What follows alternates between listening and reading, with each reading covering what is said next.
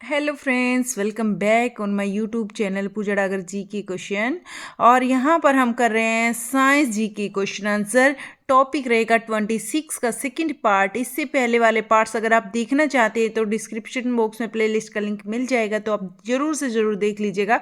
हर एक एग्ज़ाम के लिए इम्पॉर्टेंट है ये हमारे साइंस के क्वेश्चंस। आप किसी भी एग्ज़ाम की प्रिपरेशन कर रहे हैं, साइंस के क्वेश्चंस वहाँ पर पूछे जाते हैं। जैसे कि अभी फ़िलहाल डीएसएसबी का एग्ज़ाम आने वाला है और उस एग्ज़ाम में भी साइंस से रिलेटेड क्वेश्चंस आपको देखने को मिलेंगे साइंस सब्जेक्ट में। और वैसे वहाँ पर हमें हिंदी, इंग्लिश, मैथमेटिक, रीजनिंग और जो हमारा मेन सब्जेक्ट होता है उससे रिलेटेड क्वेश्चन मिलते हैं। और 0.25 की नेगेटिव मार्किंग भी रहती है एग्ज़ाम में। तो उस एग्ज़ाम के पॉइंट ऑफ व्यू से अगर आप साइंस के क्वेश्चंस पढ़ रहे हो तो ये इम्पॉर्टेंट है। और वैसे जितने भी एग्ज़ाम रह गए डीएसएसबी के अलावा, जैसे दिल्ली पुलिस है, स्टैटिक जीके में आते हैं साइंस के क्वेश्चंस, तो दिल्ली पुलिस के लिए भी यह क्लास हमारी इम्पॉर्टेंट है। और हर एक एग्ज़ाम जिसमें जीके के रिलेटेड क्वेश्चन आते हैं तो वहाँ के लिए बहुत ही ज़्यादा इम्पॉर्टेंट है फ्रेंड्स। तो प्लीज़ वीडियो में अंत तक जुड़े रहें। केवल 10 मिनट की अपनी क्लास रहती है। 10 मिनट में हम 15 क्वेश्चन की प्रैक्टिस करने वाले हैं। डेली हम साइंस के जीके की क्वेश्चन की प्रैक्टिस करते हैं। डेली बस 10 मिनट आप साइंस के लिए निकाल लीजिए। जल्दी से चैनल को सब्सक्राइब कर लीजिए, ज्वाइन कर लीजिए चैनल को फटाफट से। और वीडियो के क्वेश्चन अच्छे लगे तो लाइक करना ना भूलें। वेरियस टाइप्स ऑफ डिजीज़, यहाँ पर हम करेंगे various type of disease. Question number 1 है, ट्रिपल एंटीज एक बच्चे को दी जाती है। जी, ये ट्रिपल एंटीज दी जाती है, यह क्या होती है? डिप्थीरिया, कुकुर खांसी, टेटनस को रोकने हेतु दी जाती है, या पोलियो, चेचक और डिप्थीरिया को रोकने हेतु, या फिर चेचक, कुकुर खांसी और टेटनस को रोकने हेतु, या फिर पोलियो, टेटनस और कुकुर खांसी को रोकने हेतु। तो यहाँ पर क्या रहेगा आंसर हमारा? क्वेश्चन नंबर 1 का आंसर रहेगा हमारा ए। क्या रहेगा? डिप्थीरिया के लिए, डिप्थीरिया के लिए, और कुकुर खांसी के लिए, और टेटनस को रोकने के लिए यह जो है ट्रिपल एंटीज एक बच्चे को दी जाती है। डिप्थीरिया, कुकुर खांसी और टेटनस को रोकने के लिए, इन तीनों चीज़ों को रोकने के लिए यह दी जाती है। क्वेश्चन नंबर 2 है, मनुष्य में टेटनस का कारण क्या है? मनुष्य में टेटनस का कारण है विषाणु है, जीवाणु है, कवक है, परजीवी है। तो यहाँ पर आंसर क्या रहेगा हमारा? यहाँ पर आंसर रहेगा मनुष्य में टेटनस का कारण होता है जीवाणु। क्या होता है टेटनस का कारण? मनुष्य में जीवाणु होता है मनुष्य में टेटनस का कारण। क्वेश्चन नंबर 3, जैविक उपचार क्या है? ये जो उपचार होता है जैविक उपचार, यह क्या होता है? जीवों का उनके प्राकृतिक वास में अध्ययन, या फिर संकटग्रस्त जंतुओं और पौधों के लिए, या फिर जीवधारियों की संख्या में वृद्धि, या फिर सूक्ष्म जीवों के प्रयोग से पर्यावरण प्रदूषकों के रोकथाम। तो यहाँ पर आंसर क्या रहेगा? तो यहाँ पर आंसर रहेगा 2 का हमारा। क्या आंसर रहेगा? 3 का हमारा यहाँ पर डी आंसर रहेगा। जो सूक्ष्म जीव होते हैं, सूक्ष्म जीवों के प्रयोग से, सूक्ष्म जीवों के प्रयोग से पर्यावरण प्रदूषकों के रोकथाम के लिए, सूक्ष्म जो जीव होते हैं उनकी हेल्प से क्या करते हैं, जो हमारा इन्वायरमेंट पोल्यूशन होता है उसको क्या करते हैं? रोकथाम करते हैं। दंत क्षय का कारण क्या है? दूषित पानी है, या वायरस संक्रमण है, या बैक्टीरियल संक्रमण है, या वंशानुगत कारण है? तो दंत क्षय का कारण होता है बैक्टीरियल संक्रमण। क्या होता है? दंत क्षय का कारण होता है, जो दांतों में बीमारी हो जाती है तो बैक्टीरियल संक्रमण के कारण होता है। ठीक है फ्रेंड्स, आगे चलते हैं क्वेश्चन नंबर 5 पर। केवल 15 क्वेश्चन आज की क्लास में रहेंगे और केवल 10 मिनट में हम 15 क्वेश्चन की प्रैक्टिस कर लेंगे। क्वेश्चन नंबर 5 है, टाइफाइड तथा कॉलरा विशिष्ट उदाहरण है। जो ये टाइफाइड हो और ये कॉलरा है, ये विशिष्ट उदाहरण है किसका? वायु जन्य रोगों का, या फिर संक्रामक रोगों का, या फिर जल जन्य रोगों से के, या फिर उपयुक्त में से कोई नहीं। तो क्वेश्चन नंबर 5 का आंसर रहेगा यह, जो टाइफाइड होता है तथा जिसको कॉलरा बोलते हैं, ये जल से यानी पानी से संबंधित रोग होता है टाइफाइड। ठीक है फ्रेंड्स, तो टाइफाइड रोग में क्या होता है? जलजन्य रोग होता है। यह टाइफाइड और कॉलरा विशिष्ट उदाहरण है। क्वेश्चन नंबर 6, मुर्गियों में रिकेटस रोग किस विटामिन की कमी के कारण होता है? मुर्गियों में जो ये रोग होता है रिकेटस रोग, ठीक है फ्रेंड्स, रिकेटस रोग किस विटामिन की कमी के कारण होता है? Vitamin A, vitamin B, vitamin D, vitamin E. तो यहाँ पर आंसर रहेगा विटामिन डी। ये हमने कम्युनिटी जो पोस्ट डाली थी उसमें भी ये क्वेश्चन पूछा था फ्रेंड्स, तो इसका आंसर रहेगा विटामिन डी। तो उसका जो कम्युनिटी पोस्ट में डालती हूँ डेली एक क्वेश्चन की, आप ज़रूर से ज़रूर उसको भी देखा करें। इंपॉर्टेंट क्वेश्चन हमारा रहता है, करंट से रिलेटेड भी रहता है, और डेली अपनी एक दो शॉर्ट्स भी रहती है फ्रेंड्स, सुबह करंट अफेयर की और दिन में एक शॉर्ट रहती है। तो प्लीज़ उसको भी आप ज़्यादा से ज़्यादा शेयर करें, लाइक करें, कमेंट करें और देखें उसको और उसका आंसर करने की कोशिश करें। क्वेश्चन नंबर 7, कौन सा सुमेलन है? यहाँ पर कौन सा एक सुमेलन है? पीलिया, यकृत, या फिर मोतियाबिंद, थायराइड ग्रंथि, या फिर टाइफाइड फेफड़े, या फिर निमोनिया आँख। तो यहाँ पर एक कौन सा सुमेलन है? तो ठीक कौन सा है यहाँ पर? यहाँ पर जो पीलिया होता है वह यकृत में होता है, लीवर में होता है। ठीक है, पीलिया यकृत से होता है, ये इससे संबंधित है। ठीक है फ्रेंड्स, तो ये मोतियाबिंद आँखों में होता है। और तो मोतियाबिंद है जो, यह आँख में एक रोग होता है। टाइफाइड है, यह किस चीज़ को प्रभावित करता है? टाइफाइड जो है यह आंतों को प्रभावित करता है, और जो ये निमोनिया होता है ये फेफड़ों को प्रभावित करता है। ठीक है फ्रेंड्स, तो ये इसीलिए गलत है। यहाँ पर ये पीलिया यकृत को प्रभावित करता है, बिल्कुल सही है, लीवर को प्रभावित करता है।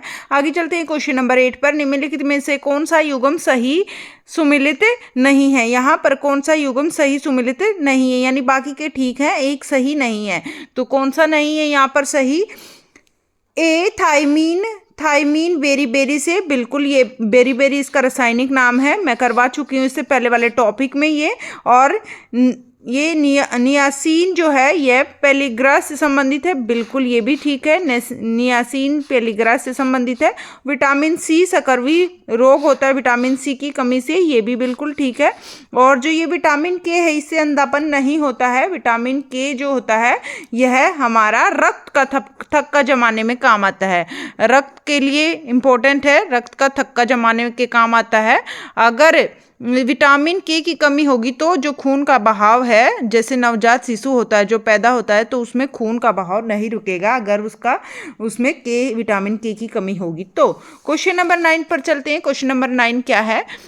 पेनिसिलिन से किसका संश्लेषण निरोधित होता है? जो पेनिसिलिन है तो उसका संश्लेषण निरोधित होता है। किसका संश्लेषण निरोधित होता है? ए, जीवाणुविक प्रोटीन, या फिर जीवाणुविक कोशिका भित्ति, या फिर जीवाणुविक आरएनए, या फिर जीवाणुविक डीएनए। तो यहाँ पर क्वेश्चन नंबर 9 का क्या आंसर रहेगा? यहाँ पर आंसर रहेगा जीवाणुविक प्रोटीन, ये आंसर रहेगा इसका, जीवाणुविक प्रोटीन। जो है पेनिसिलिन से किसका संश्लेषण निरोधित होता है? तो जीवाणुविक प्रोटीन का संश्लेषण निरोधित होता है पेनिसिलिन से। ठीक है फ्रेंड्स, आगे चलते हैं क्वेश्चन नंबर 10 पर। कथनों पर विचार कीजिए। यहाँ पर कुछ कथन दे रखे हैं, इन पर हमें विचार करना है कौन सा सही है।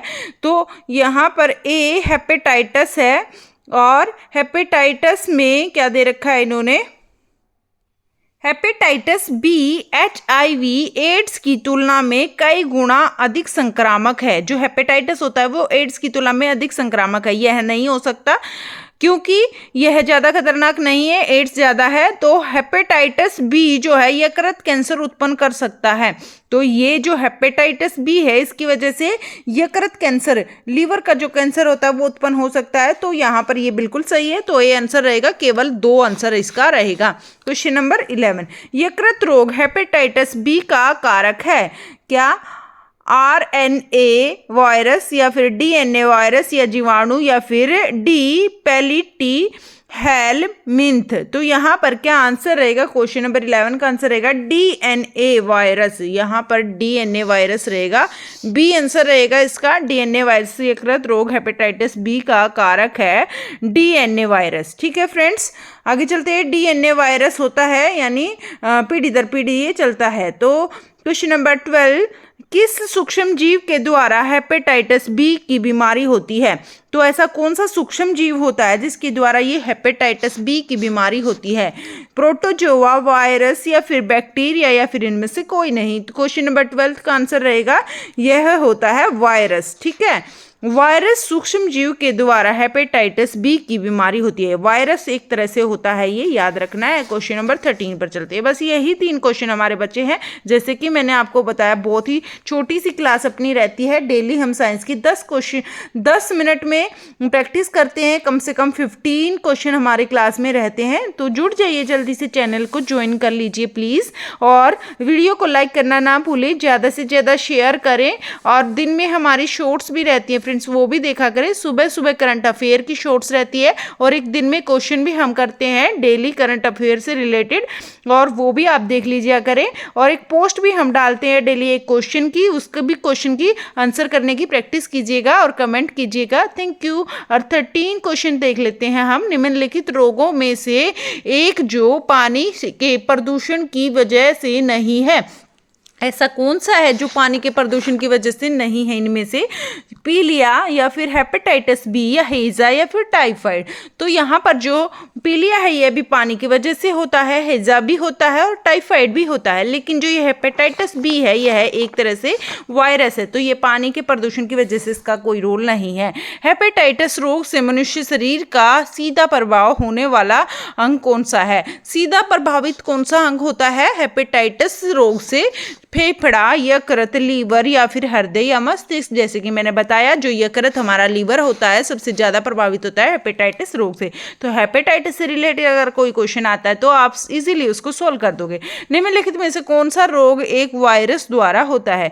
तो इनमें से कौन सा रोग है एक वायरस द्वारा होता है? मलेरिया, डिप्थीरिया, हेजा, या हेपेटाइटिस। तो वायरस की वजह से हेपेटाइटिस रोग होता है। ठीक है friends, thank you so much. एक छोटी सी क्लास के साथ हम बाय बाय करते हैं। शाम को 8 बजे अपनी क्लास रहेगी, उसमें भी आप जुड़ जाइएगा, क्योंकि डीएसएसबी का एग्जाम आने वाला है। तो डीएसएसबी से रिलेटेड क्वेश्चन हम शाम की क्लास में हिंदी के, जनरल हिंदी के क्वेश्चन करेंगे। जो जनरल हिंदी हर एक एग्जाम में जनरल हिंदी आती है, तो वो क्वेश्चन हम करेंगे शाम वाली क्लास पर। ठीक है फ्रेंड्स, जनरल हिंदी के क्वेश्चन करेंगे, और उसके बाद जो मेन हिंदी का एग्जाम होता है उससे नेक्स्ट वाले पार्ट में आपको हिंदी के मेन सब्जेक्ट के क्वेश्चन मिलेंगे। तो आप ज़रूर से ज़रूर शाम को 8 बजे टाइम से जुड़ जाइएगा फ्रेंड्स, 8 से। और बस हमारी 10 मिनट की क्लास रहती है, एक 8 बजे, एक 3 बजे। तो जुड़े रहिए चैनल के साथ। Bye bye, take care, keep smile. फिर मिलते हैं नेक्स्ट वीडियो में। अपना ख्याल रखें, मुस्कुराते रहें, और ऐसे ही पढ़ते रहें, और एक दूसरे को हेल्प करते रहें। Bye bye. प्लीज़ थोड़ा सा सपोर्ट कर दीजिए चैनल को। Bye bye, take care.